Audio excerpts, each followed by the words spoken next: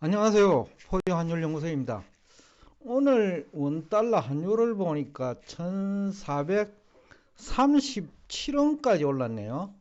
윤석열 대통령이 그 비상겸 선포하면서 여러 가지 외환 시장에 부정적인 영향을 미치고 있고, 또 외환 당국은 이걸 좀 안정시켜 보려고 노력은 하는데, 뭐 지금 하고 있는 게 뭐 외환 보유고를 동원해 가지고 외환 시장 안정을 도모하는 것 같거든요.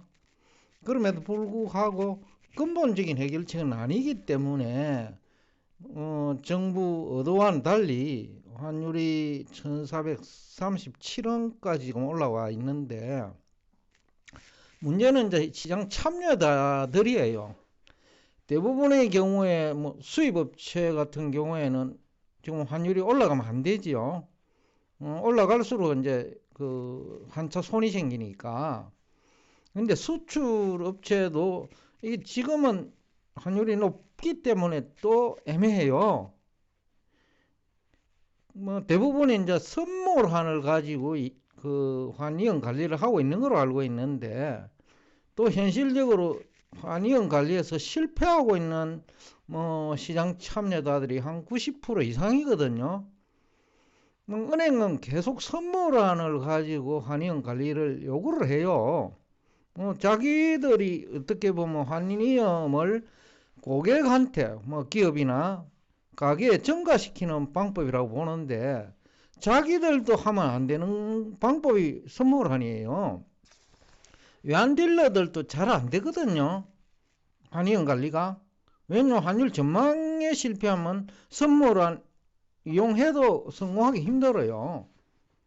그러면 왜 은행이 계속해서 선물안을 가지고 환위험 관리를 하라고 하느냐 하면, 책 같은 데 보면 이 방법 정도밖에 소개를 안 하고 있어요. 또 은행들 딜러들도 대부분 이 방법을 가지고, 즉 선물안을 가지고 예를 들어서 달러 사자가 많이 들어왔을 때 자기들 입장에서는 달러를 팔아야 되고, 팔고 나면 그만큼 또 환위험도 생기거든요.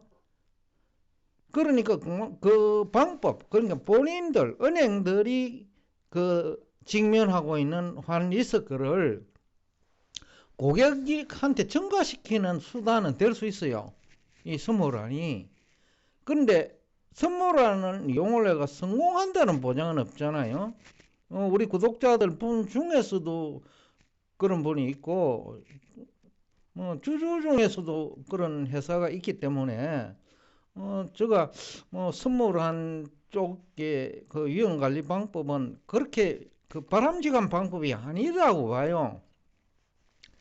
저는 오늘 이제 가지고 나오는 그 엔화 내지는 호주 달러를 가지고 어느 정도 변형시킨 환경 관리를 하고 있는데, 저희들도 지금 환율 연동 상품에 투자를 하고 있으니까 이틀밖에 안 됐지만은요, 환경 관리는 하고 있어요. 그래서 지금까지를 보면 환경 관리는 성공하고 있고, 오히려 환차익까지 보고 있어요.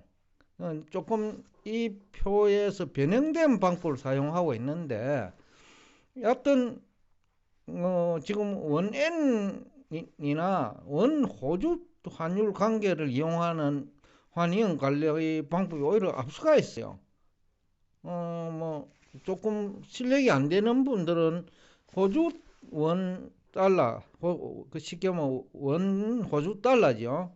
원 호주 달러를 가지고 보면, 이 표에서 보면 2022년 1분기에 우리 환율도 계속 어떻게 보면 올랐으니까 우리 원화가 떨어진 거죠. 호주 달러도 좀 그 추세는 그래요. 근데 이게 상대적으로 원화 가치가 더 많이 떨어지거든요. 호주 달러보다는. 일본은 보면 상대적으로 일본이 더 떨어졌어요. 2022년 1분기부터 2024년 1분기까지, 그러니까 한 2년간이네요.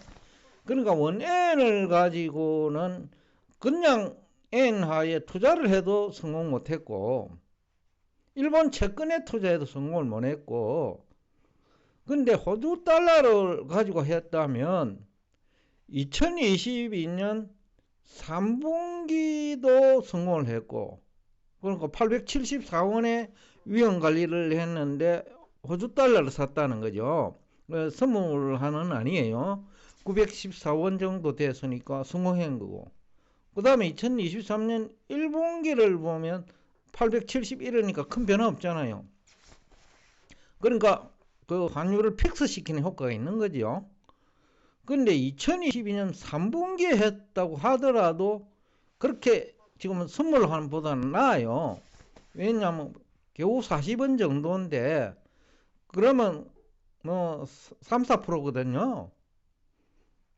근데 850%, 8원까지 또 내려가 버렸으면 조금 한데 지금 장기적으로 하는 분들 같은 경우에는 뭐 큰 변화는 없거든요. 2년간을 놓고 보면.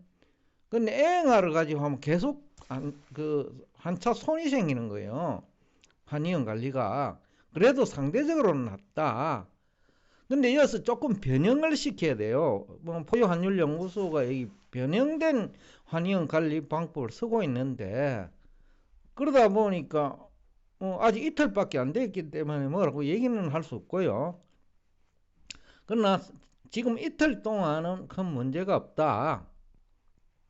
호주 달러가 최근 이틀 동안에 조금 원화가 가치가 더 많이 떨어졌으니까 호주 달러도 많이 떨어졌어요. 최근에 이거는 어떻게 보면 호주 달러가 그 외환시장에서 좀 투기성이 강해요.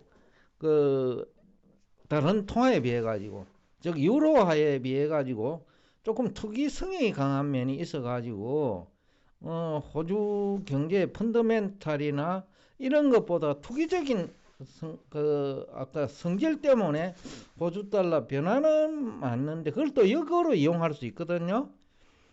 그러니까 이런 어떤 응용 단계로 가져가면 그 선물한 그 달러 선물 대부분 이용하죠. 매매하는 것보다는 오히려 나을 거예요. 그런데 은행들은 그렇게 얘기 안 해요. 왜냐하면 자기들이 선물을 가지고 그 증가시킬 수 있는 수단이 고객이거든요.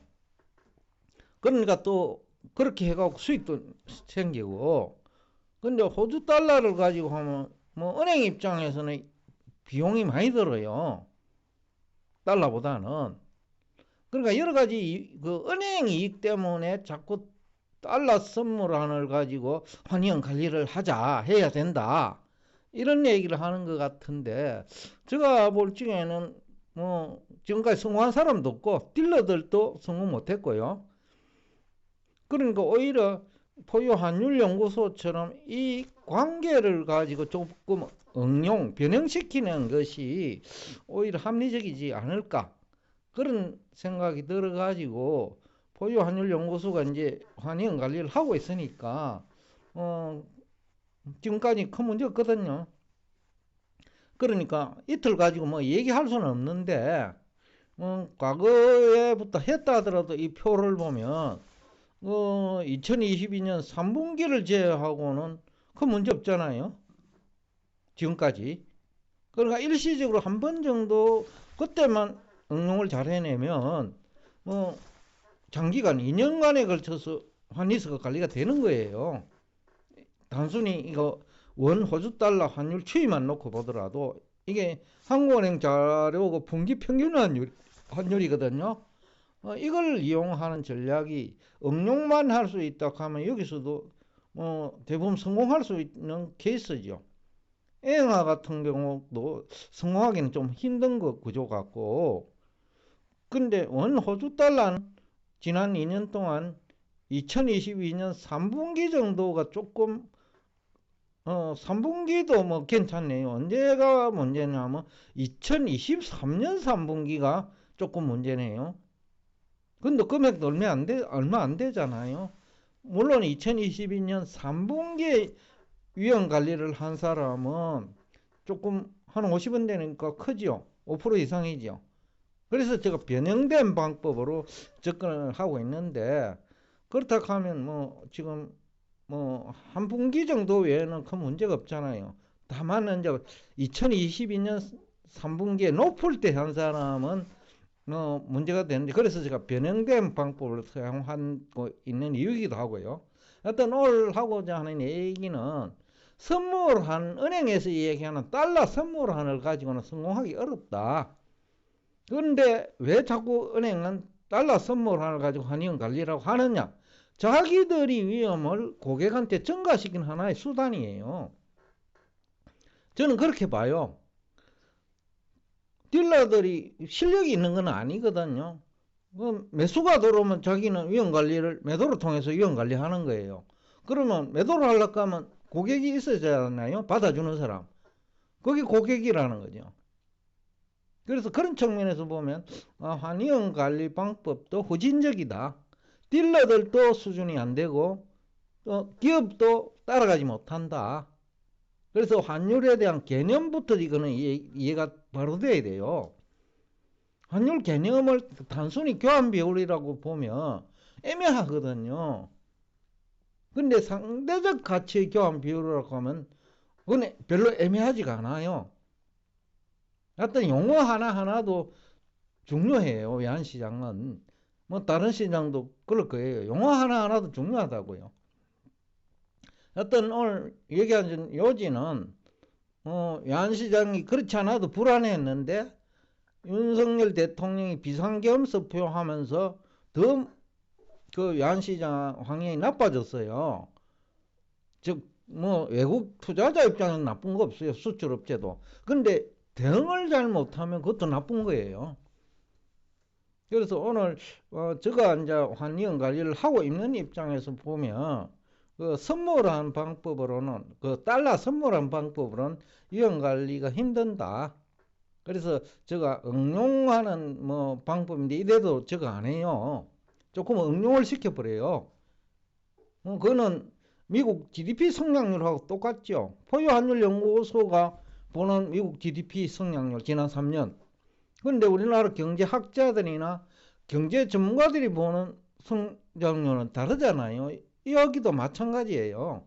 화폐가치 결정 원리도 성장률만큼이나 시각이 다를 수 있어요. 그렇기 때문에 대응이 어려운 거예요.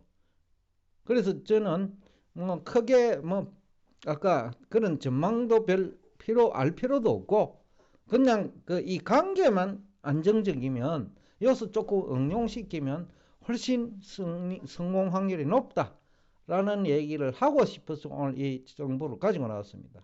오늘도 끝까지 경청해 주셔서 대단히 감사합니다.